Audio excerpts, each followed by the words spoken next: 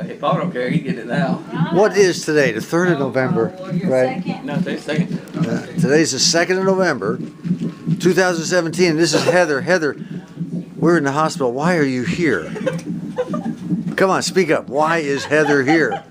Who's this person here? And who might you be? I'm Leslie, one of her best friends. One of her best friends.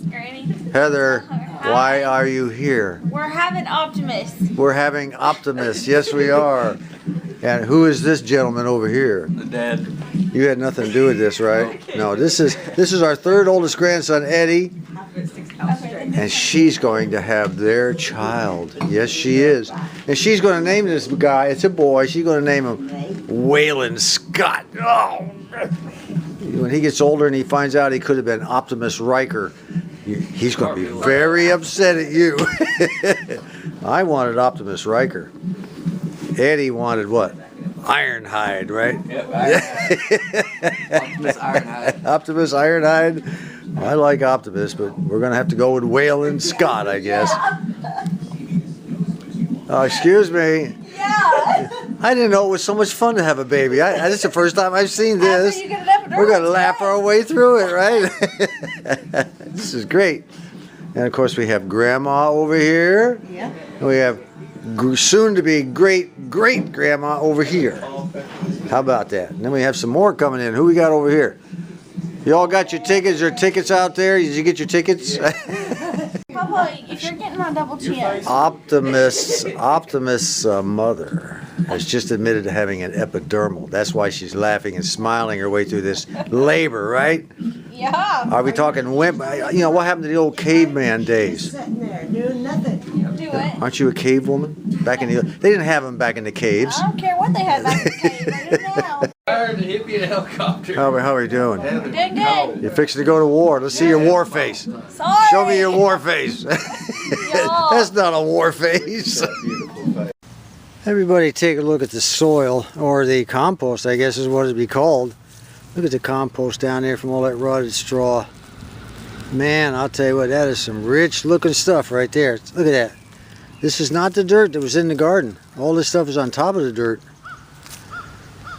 Well, let's take a look at what we did on our potatoes. I dug up 2 plants, one here and one over here kind of.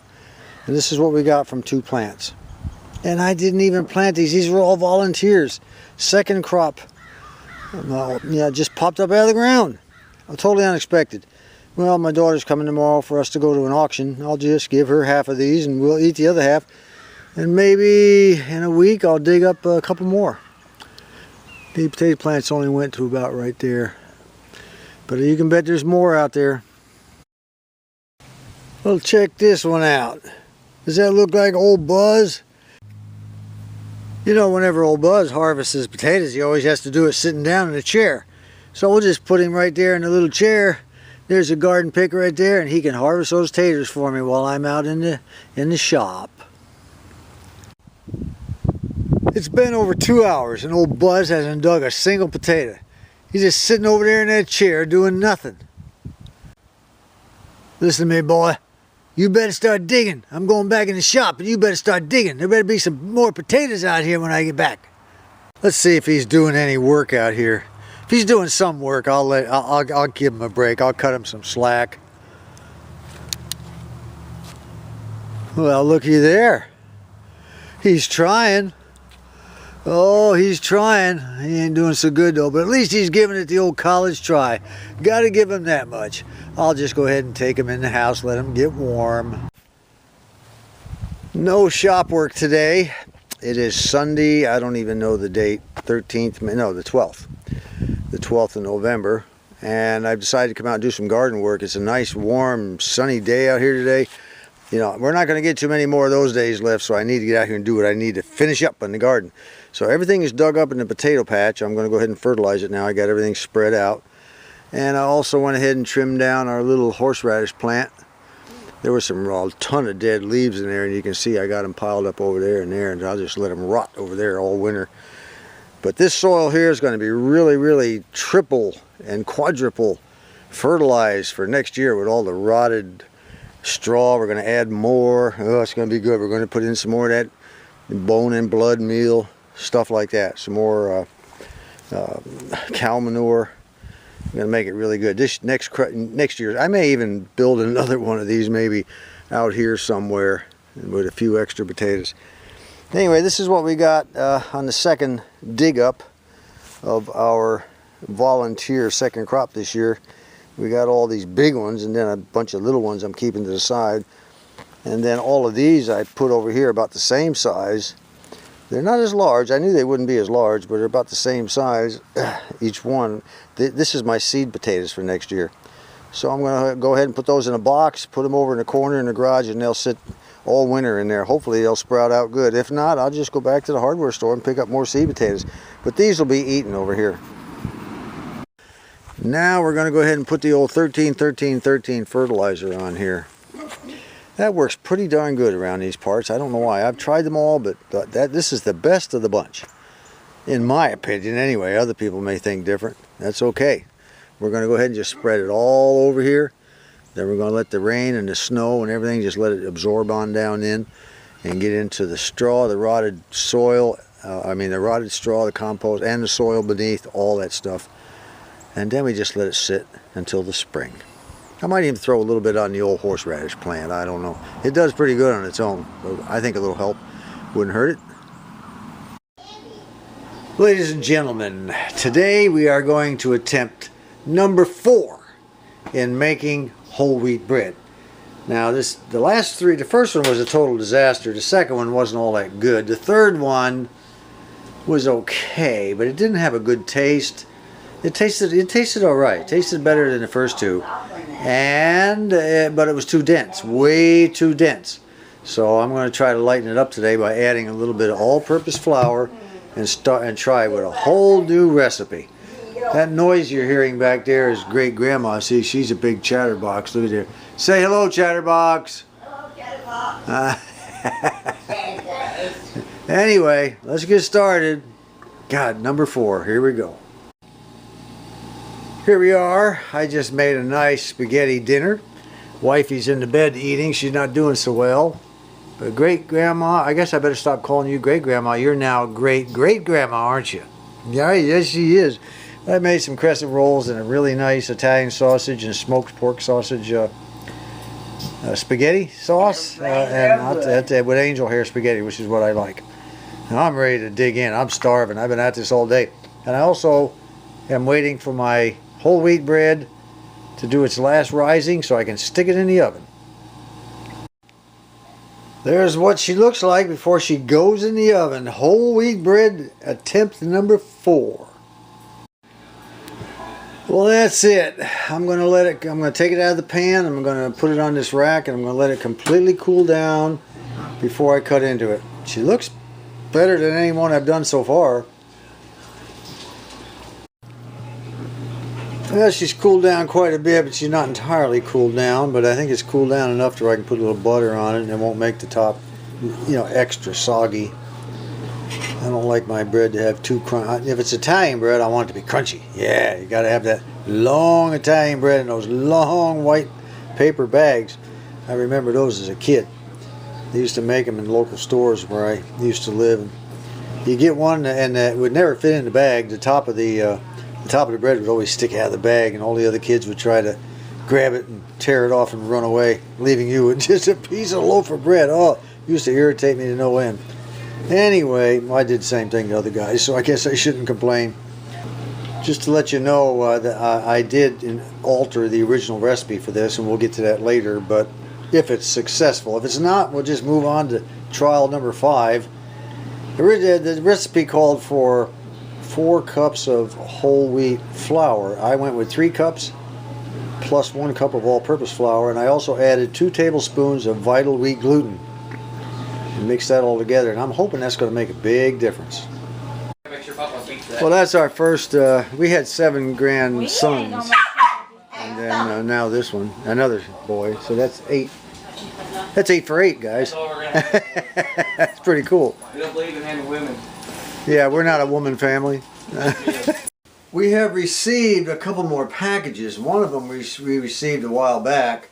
I just haven't been able to get to it because I haven't put out a Mish-Mash video for a while. The first one is from our good subscriber, Scott Johnston, out in Virginia. He sent me an email pertaining to the songs, the 45 RPM records that we still have outstanding. And he said, scratch off Secret Agent Man. I said, okay. So then I didn't hear anything from him for a while, so I wrote him a letter back. I said, well, are you wanting to sell it? I mean, I don't understand what's with the Secret Agent Man. And he said, no, I just haven't mailed it out yet. You'll get it in a few days. I said, okay. Well, here it is. He sent me several records, actually. It was very nice of him to do that. This is the Secret Agent Man right here. And that is one of my all-time favorite songs by Johnny Rivers. And I wanted that one in the jukebox for sure. So we got that one. He also sent me Unchained Melodies by the Righteous Brothers, Monster Mash, and Can't Take My Eyes Off You with Frankie Valli. Now Frankie Valli, I mean, he's just can't take my eyes off of you. I know, turn the radio down, right? Yeah, okay. And then there's a couple I never heard of. I don't know what, well, I heard of them. There's Come and Get It by Paul McCartney, but that was a little after my rock and roll time. And then here's another one, what is it? Let It Be by the Beatles. So we're doing pretty good on that. I appreciate him sending me those. He always includes other things. Whenever he sends me like one thing, he always includes other stuff with it, you know. And one of the things he included was this box. This is kind of a neat little affair. It's called a wide range noise bridge for an antenna. You hook your receiver up here, you hook your antenna up here. So it's a go-between between the antenna and your receiver. And then you start out at 50 ohms. You don't transmit into this. And if you transmit into this thing, it'll wipe out what's inside. You don't want to do that. But it has an on-off switch. And what it does is it tells you, it helps you tune your antenna. It helps you tune your antenna. And once you get your antenna tuned, the way I understand it, it has an instruction booklet that came with it right here.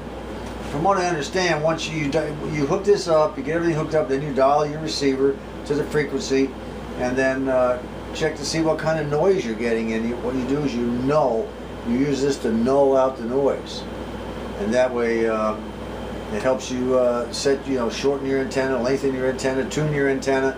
If you have an antenna tuner, that sort of thing.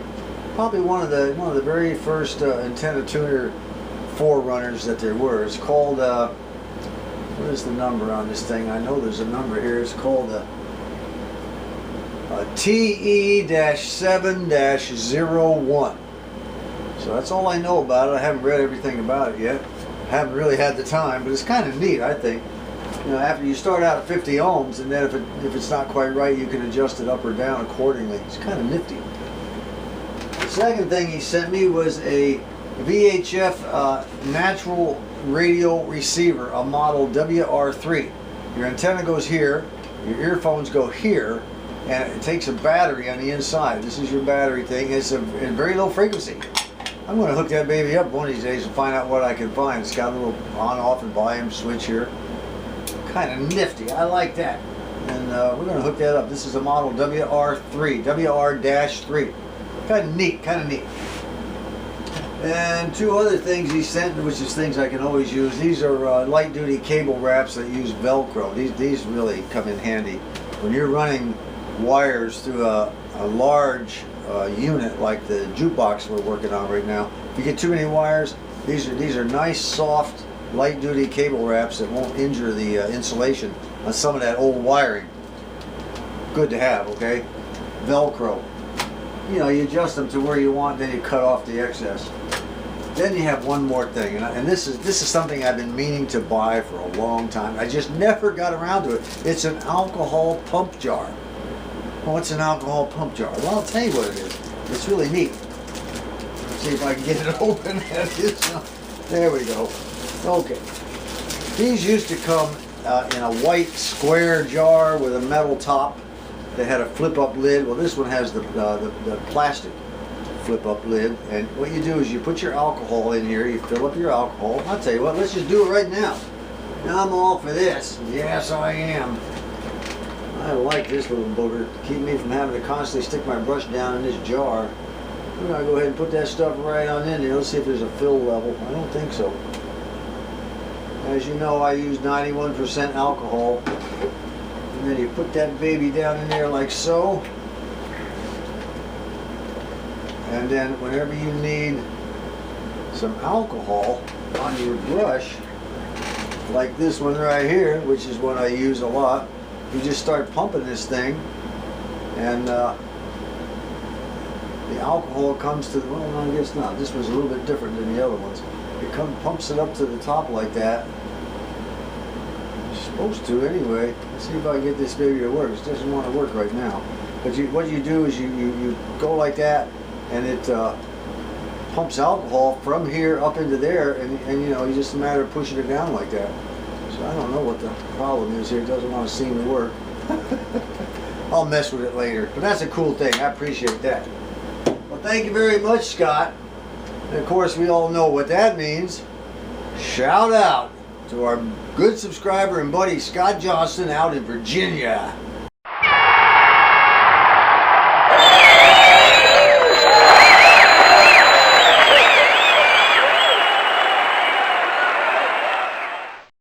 The second package we received was from my mentor and good buddy Brendan up in Michigan. And he contacted a local record shop up there. I guess they have 2 or 3 in the area. And he told him, he said, hey, look, here's a list of 45 RPM records. I guess that a friend of mine needs. Do you have them? Well, they got back with him and they said, yeah, we have this many. You know, we have really cut down on our song needs. We're down to 13. All we have is 13 left, and we'll have got the entire 70 that I listed. And this group of songs that were sent by Brendan really cut down quite a bit. We have the Crystals, He's a Rebel, and you know what that one, and he'll never be any good. And then here's Dawn, the 4 Seasons. Oh, yeah. If it's 4 Seasons, I've said before, it's always good. Save it for me on the other side. The Supremes, Stop in the Name of Love. I tell you what, a friend of mine and I used to play that song a lot. The Supremes, Stop in the Name of Love. Oh, God. And another one of the Supremes we used to play a lot was Come See About Me. Oh, that was a good one. Leslie Gore, are you kidding? It's Judy's turn to cry, Judy's turn to cry. Leslie Gore, she was fabulous. What else we got here? I'll tell you what, Brendan really came through on a lot of these. Here's one. A little GTO, oh, you're looking fine. By the Daytonas, okay? Another good one. Here's one. You guys, when I play these things on some of these, on this jukebox, if we ever get it going, it's going to be great. It's going to be great. And here's another, this is another GTO. It had a different song on both sides. He sent me 2 of those. No, that was the GTO. What was this one here? This one here is the GTO. This one here was an old record I had that's no good, really. The Ronettes, Be My Baby. Oh, be my baby. That's a good one. Roy Orbison, Crying, and Candyman. Both of them, very good. And the last one, Richie Valens, La Bamba on one side and Donna on the other. Oh, these are great. This is really great stuff. Let me tell you, between him and Mike from Georgia and Scott out in Virginia, we have really been cutting that list of records down. Okay. You know what that means, of course, just like with everyone else. That's going to get a big old shout out for my good buddy and mentor, Brendan.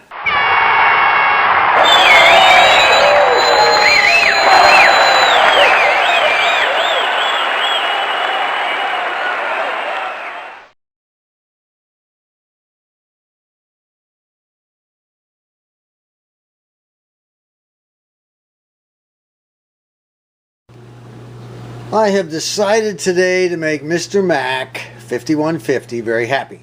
We haven't heard much from Mr. Mac lately, and actually for the last year. He just pipes in every so often. So I tell you what, it's time to give that boy some kind of motivating reward to get him back in the flow. Maybe a little early Christmas present here. So I've decided to cook some potatoes and onions over my little burner that I bought a while ago. This little gas burner that works off these little cartridges. I love this little thing. We're going to cook them, the potatoes and onions, over lard. Yes, we are. Oh, I know Mr. Mac is just already ecstatic. Now, of course, by Mr. Mac's standards, that may not be enough lard. I don't know. So what we're going to do is we got it all set up, ready to go. Let's see if we can get it to start. Yes, we can. Let's keep that baby on high. Start melting this stuff down. I cannot wait. I'll tell you what, it's probably been 1.5 years since I've cooked anything in lard. I'm kind of looking forward to this. Now this old iron skillet belonged to Wifey's grandpa. It dates from the very early 1900s. Got one of those smooth bottoms, you know. I think I'll go ahead and add a little bit of seasonal to this. Do a little early seasoning on it before we get too heavily into the frying action. Yeah, put a little bit on it. I may wind up putting a little more after it's cooked for a while. And I am in the Christmassy spirit. I'll tell you what. So what I'm going to do is I'm also going to make old 64 goat happy with a little bit of salt on there. Look at that. Ooh. Oh man, I am just so happy. It's a Merry Christmas time. Ho, ho, ho. Now I ask you, are they beginning to look good already or not? Yes, they are, and it's only been a few minutes. The benefits of cooking in an iron skillet. Time for the onions. Yeah, we get the old onions in there. Stir them around. We're almost done here. By the way, some of the potatoes you're looking at are the ones that were in the beginning of the video out of my garden. You know, the volunteer types. Those are always the best. Okay, Grandma, what's your opinion? How's the potatoes and onions? They're beautiful. They're beautiful, aren't they? They look really nice. They're really good looking. They taste really good. Taste good. I tell you, cooking in lard makes a big difference. It's a new day. It's in the morning, and I'm going to make some scrambled eggs and some sausage and some French toast. But everybody's seen, everybody knows how to cook an egg and sausage. But what about French toast? There is a right way and a wrong way, believe it or not, to make good French toast. And I'm going to show you the way I like it, and I consider it to be the right way. And it all starts out with this is a loaf of bread that is French bread. It's what Walmart calls French bread. And it's for $1 a loaf. Now, you can't beat that. I always get the French bread and their Italian bread for $1 a loaf. I like that stuff a lot. But this is what you make your French bread out of. And we're going to be using a pinch of salt. We're going to be using some cinnamon, some vanilla, and some milk, and some eggs. And we're going to go ahead and make a beautiful frothy type of thing. We're going to whisk it all up. You got to whisk it all up. You don't want to be using a fork or nothing. A lot of people just take their, they'll put eggs in there, whip them up, and then put the bread on one side for a few seconds and bread on the other side for a few seconds and throw it in the pan. If you're in a hurry, that's great. But we're not in a hurry, and I'm going to show you how to do it. If you try it this way, you will never, ever do it any other way again. Trust me. 4 eggs, and just use a whisk and just whisk them like there's no tomorrow. 3/4 of a cup of brown sugar. I use light. You can use dark, I guess. It all depends on what you want. Whisk that in real good. Get that mixed up before we put the next ingredient in. 3/4 of a cup of milk. You can put some little heavy cream in there too if you want. It's up to you. And then we're going to stir that around and whisk it real good also. Just a little bit of salt. Not much. About that's all. That's 1/4. I put a 1/4 teaspoon in because I put an extra egg in there. Some people just use 3 eggs instead of 4. And they use what they call Hallah bread, H-A-L-L-A-H, or Challah bread. It's a Jewish kind of bread. And they let it sit around for a day, get partially stale, Then they not me, I don't care. I want my bread kind of fresh. And it doesn't have to be Challah bread or Hallah bread. or it could be some other kind of bread with a nice yellow eggy looking center. Okay, it's up to you, whatever you want to use. I guess you could use bread right out of the loaf too, regular old bread, I guess. All right, let's put about I think I'll put about a teaspoon of cinnamon and a teaspoon of vanilla and a teaspoon of cinnamon in there. I just went with a half a teaspoon of cinnamon instead of a full teaspoon, but I did use a full teaspoon of vanilla, and I even added a little bit of more vanilla because I love vanilla. Now we're really going to whisk this really, really good because the ingredients are all done now. Now comes the fun part. Just go ahead and throw your bread right in there. We want it to, let me get a fork here. Need to get a little bit of a fork and kind of push it down. We want to really soak this. Now we're not going to take it right out and put it in the fry pan. Some people let this stuff soak for 5 minutes in there. Yeah, that's what I'm going to do. Fit as many as you can in on the first go. Just let it soak. Let it get totally soppy soaked, okay? That's what it's all about. That's what real French toast is. Alright, once we get, I'm going to have, let me see, Grandma, or I should say great-great-grandma, she wants one, Wifey wants one. Me, I'm cutting down, I'm going to have 3, maybe 4. This is great stuff. And, you know, if you want to put powdered sugar on this when you're done, you can do that too. Some people say, no, that's kind of an American thing, but that's okay. You know, that's who we are. If we want powdered sugar on it, we put powdered sugar on it. If somebody doesn't like it, too bad, you know. So let's let this soak for a while. I may add one more slice of bread to that. I'm going to get the fry pan ready. Thought I might show you how to make some nice scrambled eggs also. Just go ahead and put your butter in your pan, your non-stick pan. Then just start doing this business. That's the quickest way. You can mix them in a cup if you want, you know, whip them up in a cup and then put them in, but it really doesn't matter, not to me.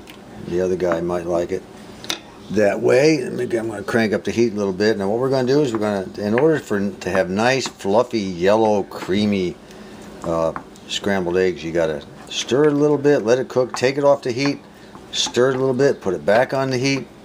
You know, do this 2 or 3 times. Don't let the stuff overcook on the stove, okay? And I'll be taking it off here. You just pick up the pan and stir it while it's in your hand, then put it back on the heat. And that's how you get nice, and by the way, these were cooked in butter, nice, yellow, bright, creamy scrambled eggs. And this is our French toast, again, cooked in butter. It's starting to look really good. You cook it on about medium-high heat. You don't want to burn your French toast. You want to have it kind of golden brown on both sides. And it tastes so good. I mean, this just the smell of this stuff cooking with that vanilla. It is just delicioso. Wifey and great grandma, they like their French toast like this to be a little bit golden brown on both sides. I like mine a little bit different. Alright, that's the way to make French toast. I like mine a little bit darker, a little more crunchy on the outside. Some people don't like it like that. It's up to you. One more thing, you can make a puree, a raspberry or strawberry type of puree out of preserves. What you do is you buy some preserves, and you take it all out of the jar, put it in a pan and warm it up to where it gets nice and runny, and then run it through a strainer to get rid of all those seeds. That's why I don't eat raspberries much anymore, because of the seeds. They get jammed in my teeth and all that. I hate that. But you can strain those seeds out of there. Then you can add a little water or whatever you want, or maybe a little clear Karo syrup to thin it down just enough to where you can spoon it out of a, like a little container and just drizzle it over the top of your French toast. You could also thin out your puree with a little bit of strawberry syrup. That'll work real good too. You don't want it too thin, but you want it thin enough to where it'll drizzle all over the top of your pancakes or whatever. Time for me to eat. I hope you learned something. Until next time, this is John. Well, we can't end the video just yet. We're heading down to Walmart because I have some debts to pay. Let's see what happens when we get there. I hope old Gerald is there, because he's the one I want to link up with.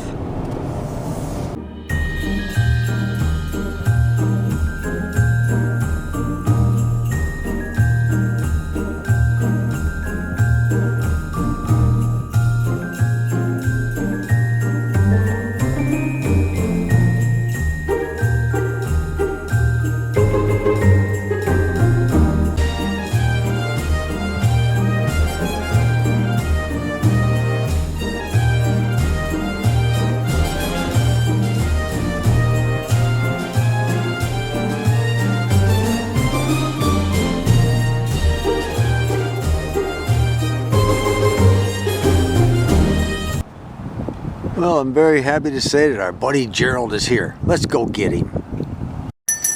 Well, here he is. Every year I come up and say hello to Gerald, and we put money in the old bucket, don't we? Yes, The sir. Salvation Army. Well, you want to come over here and give me a hand? Yeah. All right. Now, look, I owe people money. I'm a big mooch, you know. I mooch from people all over the United States all year long, and then they say, don't pay me back, put it in the bucket. That sounds good, huh? Yeah. Yes, it does. Let me get around the other side here where the sun's not in my way. Okay, 3 people. I want you to help me out here. $20 from Scott in Virginia goes in the bucket. All righty, stick that in there. All right, Scott. $20 from Brendan up in Michigan. What do you think of that, huh? All right.